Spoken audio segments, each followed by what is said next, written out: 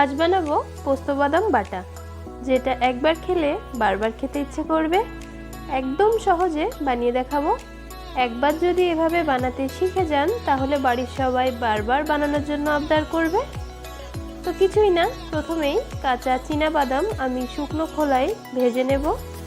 নেড়ে চেড়ে শুকনো খোলায় খুব ভালো করে বাদামটা ভেজে নিতে হবে।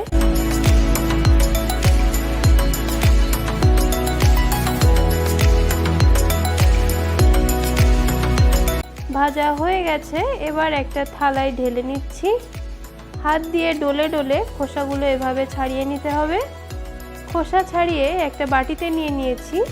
এদিকে একটা বাটিতে পোস্ত উষ্ণ গরম জলে ভিজিয়ে রাখবো।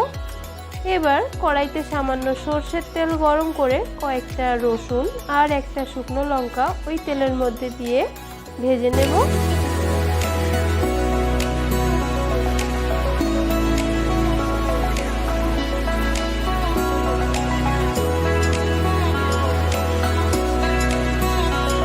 এরকম রং ধরলেই তুলে নিতে হবে।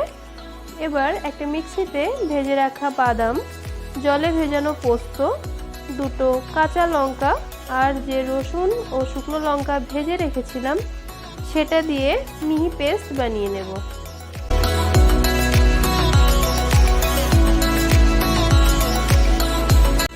এবার পোস্ত বাটার সাথে স্বাদ মতো নুন মিশিয়ে নিতে হবে আর উপর দিয়ে ছড়িয়ে দিতে হবে খাঁটি সরষের তেল।